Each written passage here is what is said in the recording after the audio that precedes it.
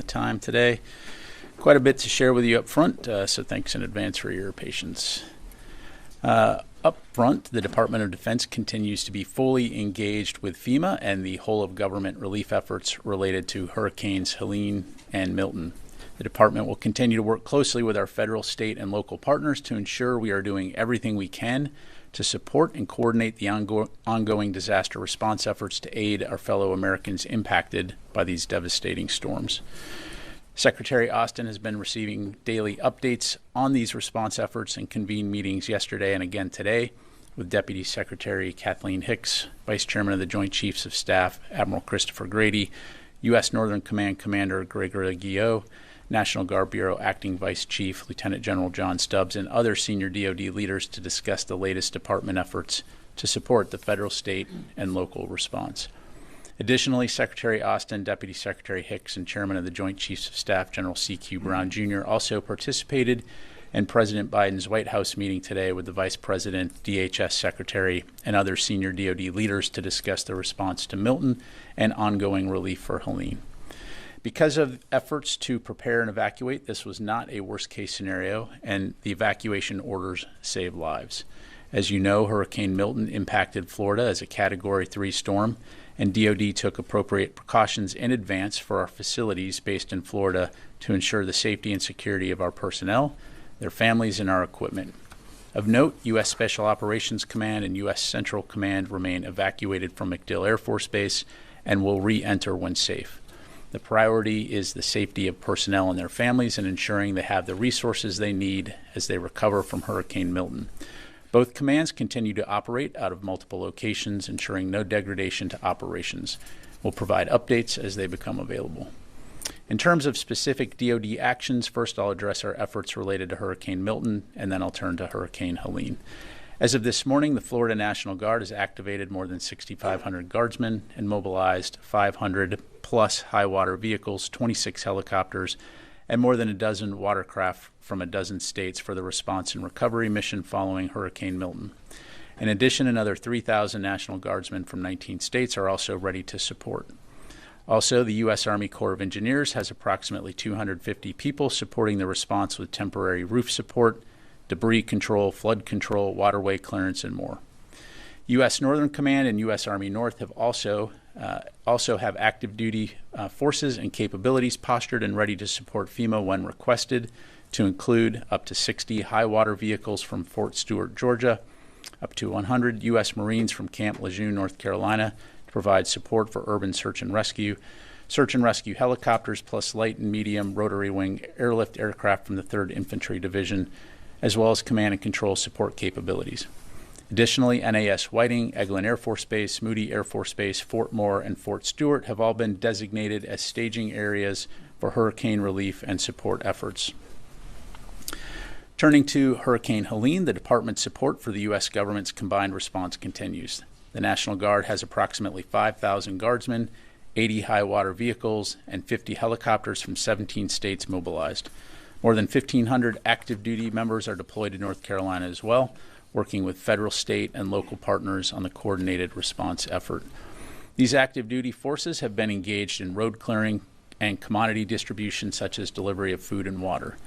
18th Airborne Corps soldiers are currently conducting operations in 9 counties and have cleared 45 miles of roads in Haywood County, 28 miles in the town of Poplar, and 14 miles in Buncombe County.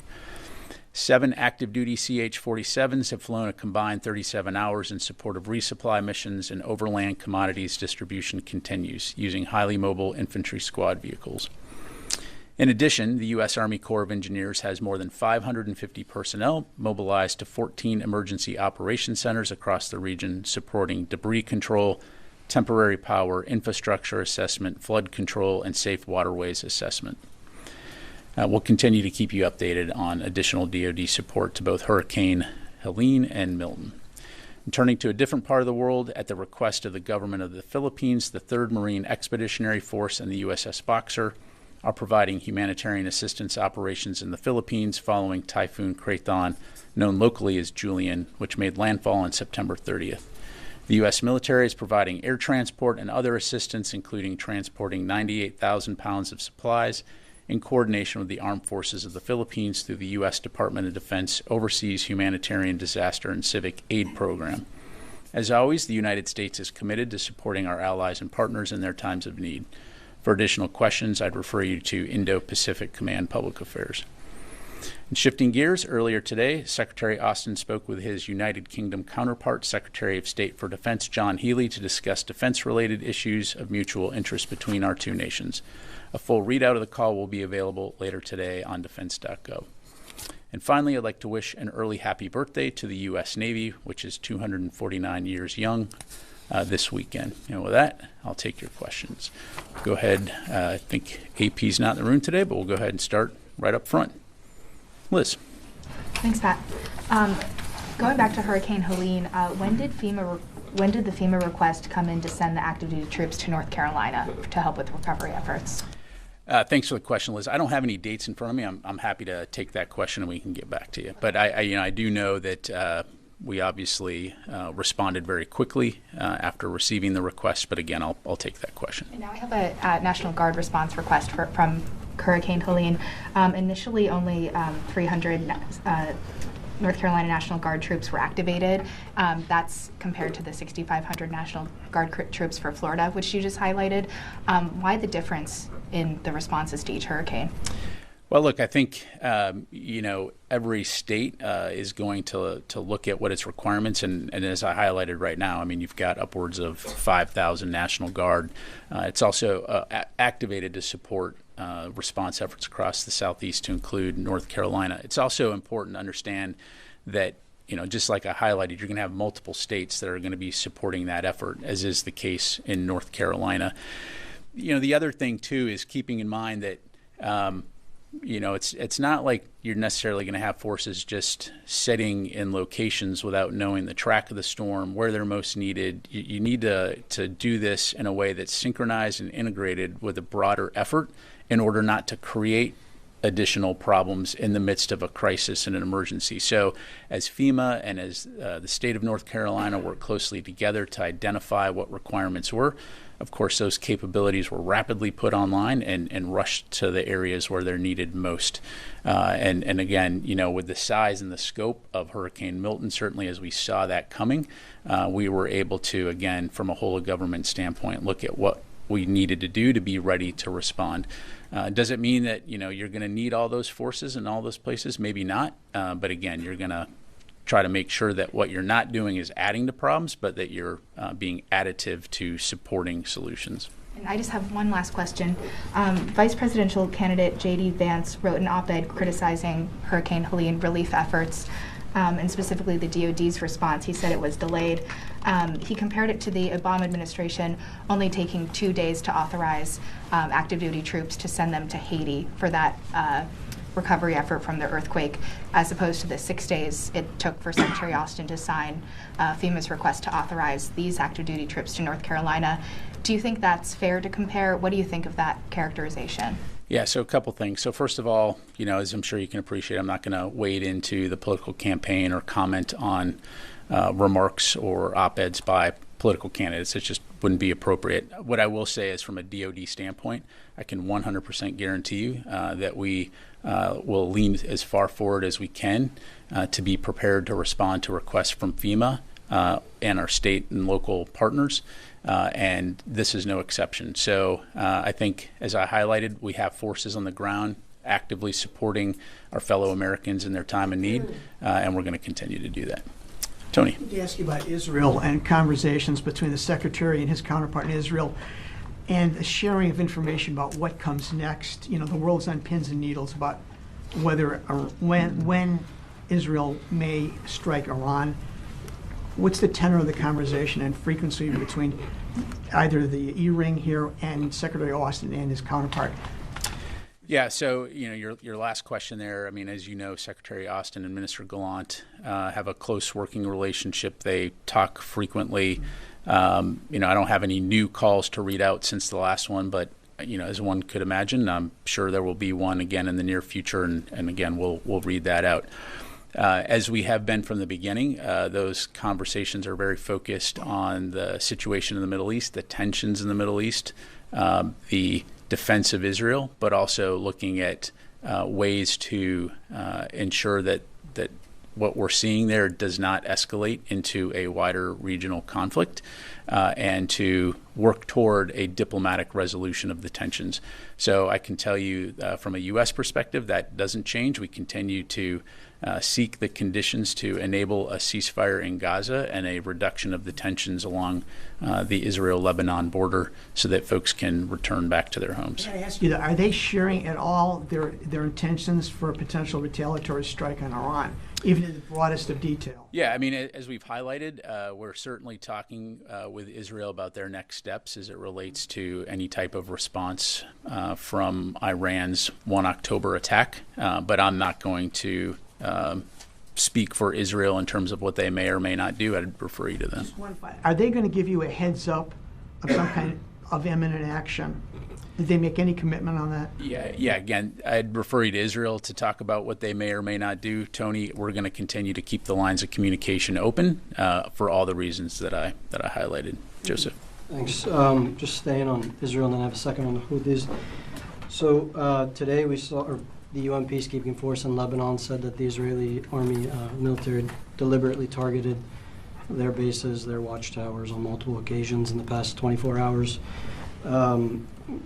There was also videos that the Israelis destroyed a Lebanese army watchtower in the south. In the past couple of days, we've seen Israeli military plant an Israeli flag inside of Lebanese territory, on territory that's not disputed between the two. Homes of U.S. officials, current officials, of relatives, of the U.S. People serving in the U.S. government have been destroyed. Indisputable evidence that there's no Hezbollah weapons there. So how do you square that circle in terms of the support for what you guys have said is Israel's limited ground operations? Or do you condemn any of these that I just mentioned, or do you believe that these align with U.S. interests? Yeah, thanks, Joseph. So lot to break down there. So first of all, as it relates to the reports that you highlight in terms of UNFIL or LAF, certainly those reports are concerning. I don't have any information to independently corroborate those reports. I'd refer you to the IDF to talk about their operations in that regard.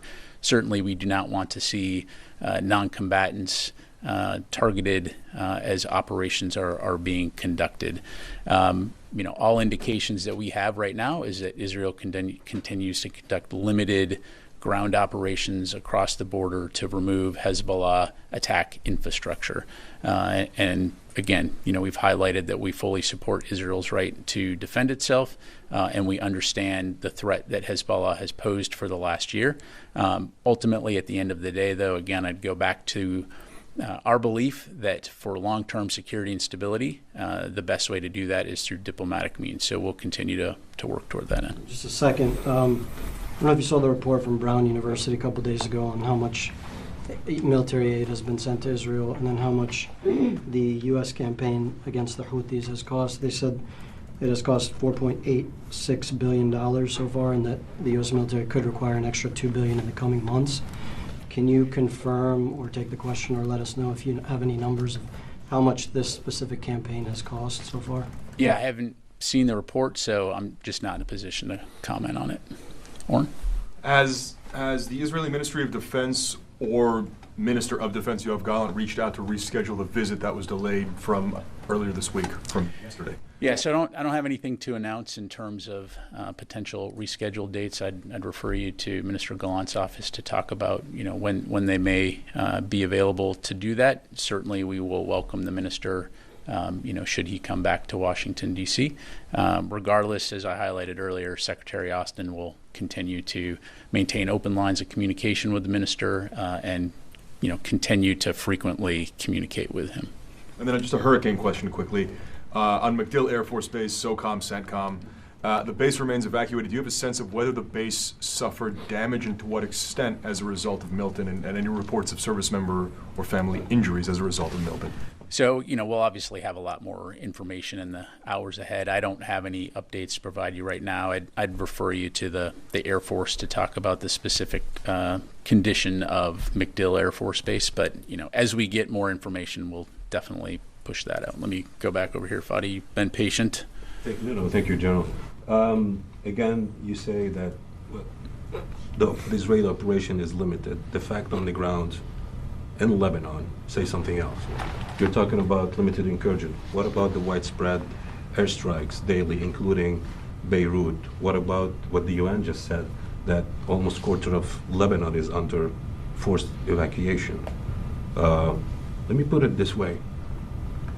If Washington, D.C. is being bombed every night, 60 million Americans have to flee their houses, quarter of the nation. Texas is being targeted. Strikes in Washington State and in New York. Would you consider that a limited operation?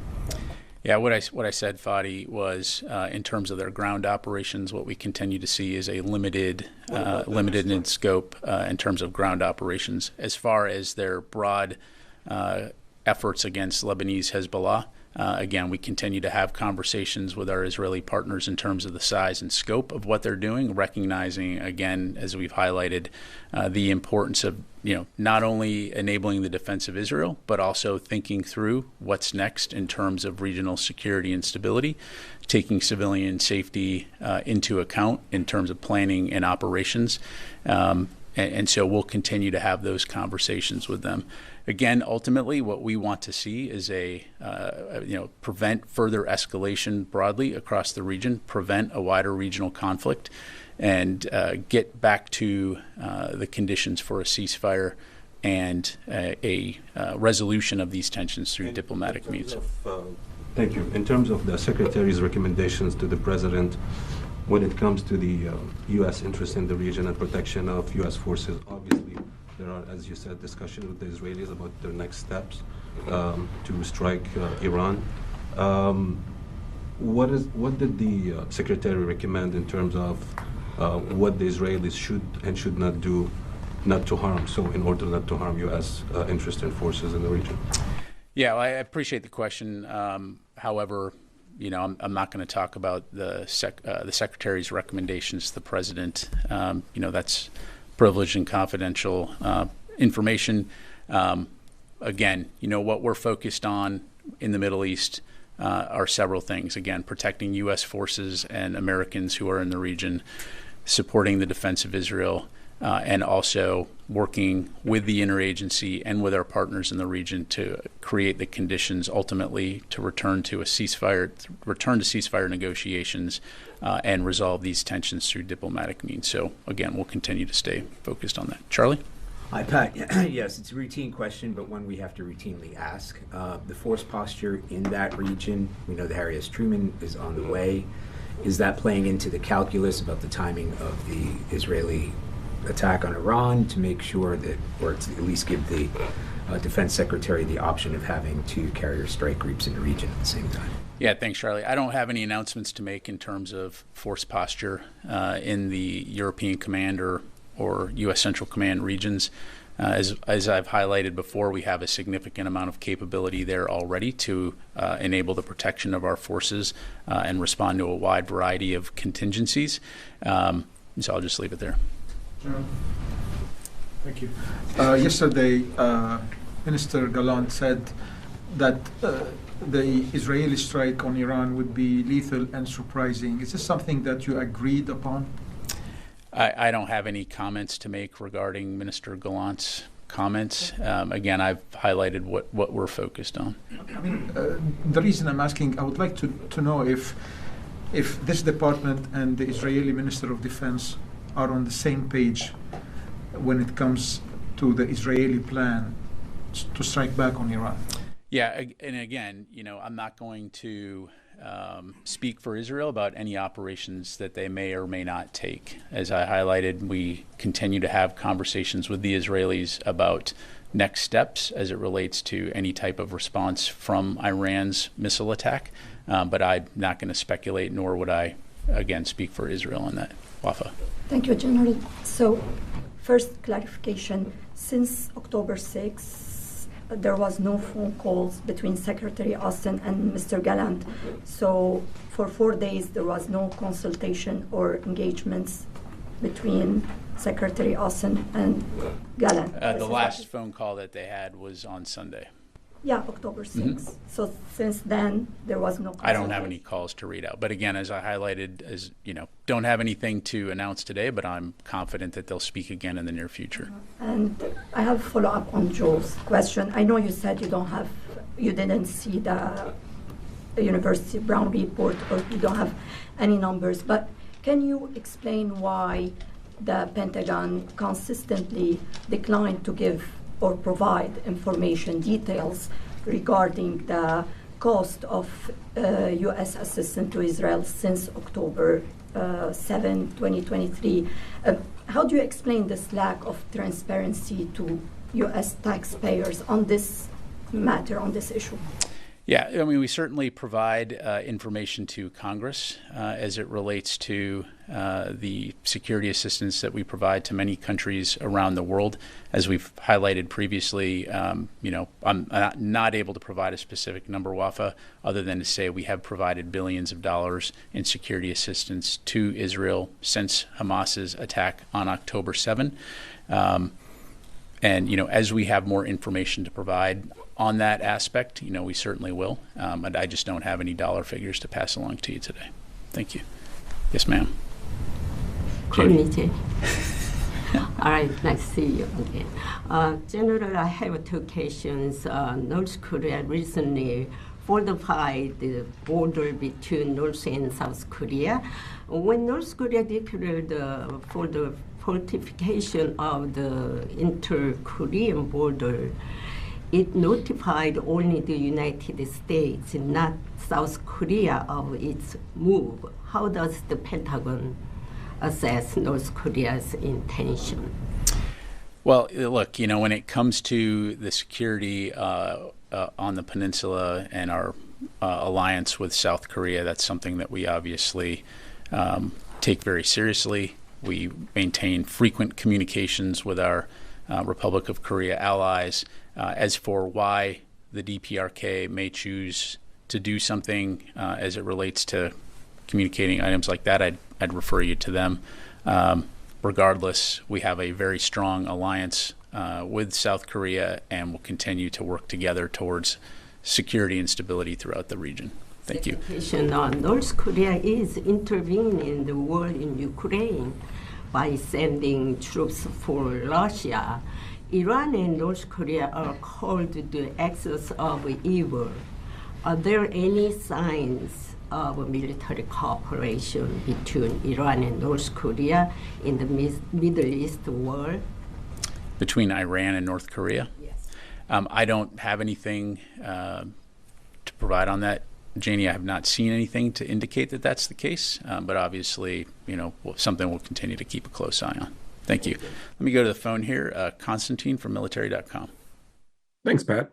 Just following up on Oren's question and broadening it out slightly, can you speak to whether any military facilities or bases sustained any damage as a result of the hurricane in Florida? And second question is, the Navy specifically sortied a few ships and a squadron and some sailors out of Florida. Are you able to offer any timeline as to when those assets will be returning home? Thanks. Yeah, thanks, Constantine. So for the most up-to-date information on that, I'd refer you to the services to talk about their capabilities.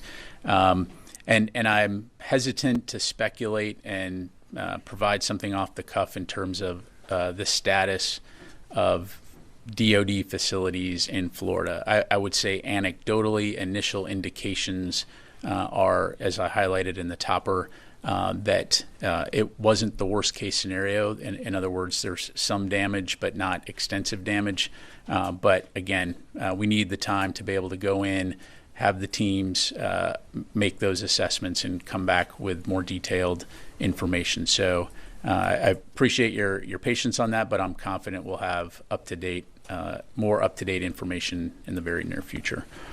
All right, let's go to Chris Gordon, Air and Space Forces Magazine. Thanks, Pat, and I appreciate the full name. Can you confirm whether the Ukraine Defense Contact Group Summit is indeed going to be postponed at the Secretary of Defense and the Minister of Defense level? And I understand these summits are useful, but can you give us a sense of how much work is actually done by the CG in between these formal meetings? Yeah, thanks for the question. So, yes, the Ukraine Defense Contact Group that was originally scheduled for October 12th has been postponed. I don't have a new date and location to provide to you. That's something that we're working through, and certainly once we do, we'll provide that to you.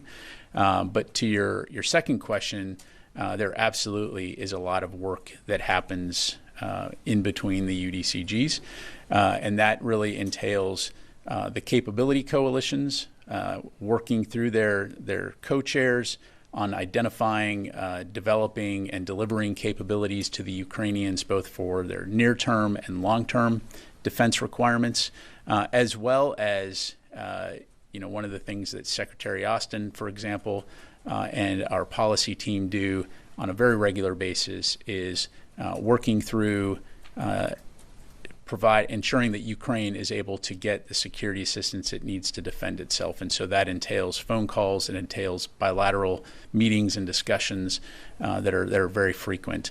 And then, oh, by the way, don't forget, you've got the Security Assistance Group Ukraine in Germany that is also working with our international allies and partners to help facilitate the acquisition and delivery of those capabilities to Ukraine. So the Ukraine Defense Contact Group is an incredibly important forum for helping to synchronize and to ensure that we're sharing information and providing Ukraine support in a cohesive way, but is by no means the only mechanism by which we support Ukraine. Thank you. Take a few more. Let me go to Louis, and then I'll come back to you. Sure. Thank you. One question on Israel, Lebanon, and another on the hurricane. I remember that when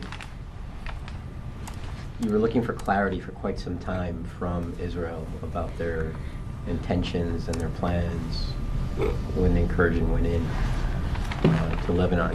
Is that still the case when you're talking about discussions? In other words, do you still need to get a clearer picture other than this talking point of a limited ground incursion? I'm not sure I understand your question. In other words, let's go back 2 weeks ago. Israel went in, and the talking point was we are wanting more clarity from Israel about what their intentions are inside of Lebanon, how long they plan to be there, how large of an incursion this will be. Is that still something that you're looking for answers for, or are you just taking at face value when they say this is a limited ground incursion? Well, I'm delivering to you the facts as I know them from multiple means, which I won't necessarily go into from the podium here. So what we do see is that Israel on the ground across the Lebanon border is conducting a limited operation to root out and remove attack infrastructure. Big picture, to kind of get to your question here, is both from a micro and a macro standpoint. From a U.S. standpoint, we obviously have, the United States has interests in the region, and one of our interests right now is on preventing a wider regional conflict from happening, and that entails engagement not only with Israel, but with partners throughout the region and allies and partners throughout the world. We also have a national security interest in our security relationship with Israel. And so, as you know, we have a long-standing security cooperation relationship. We have an ironclad commitment to support the defense of Israel. And so that entails having frequent conversations in terms of what they're doing to defend themselves, the role that the United States plays in that, but also as it relates to the thing I talked about earlier, which is preventing a wider regional conflict. And so working all those aspects, again, in support of security and stability throughout the broader region, but also the national security interests of the United States and our allies and partners. So you're still looking for clarity about their long-range plans for Lebanon? What I'm saying is that we are continuing to have conversations with them for all the reasons I highlighted. How best to support the defense of Israel, protect U.S. forces that are in the region, while at the same time working to understand how they're going to do things so that, A, we can best support them from a defense standpoint, but also help to set the conditions for eventually getting back to a ceasefire and resolving these issues through diplomatic means. So, thank you. And hurricane question goes back to Liz's initial questions at the top of the briefing. Can you tell us when Secretary Austin approved the use of active duty forces for North Carolina? I'll have to take the question, Lou. I don't have the date right in front of me. Again, as I highlighted to Liz, when the DOD was asked by the president to provide active duty forces, we obviously moved out very quickly, but I'll take your question. Thanks. All right. Thanks very much, everybody. Can you also take the question not just about when it was approved? Because I think that might be in the statement. I could be wrong about that, Louis. But can you also take the question of when FEMA requested it, so we know? There's some discrepancy about whether it was the September 30th or October 1st that the request actually came in? Sure. Thank you. Take that question.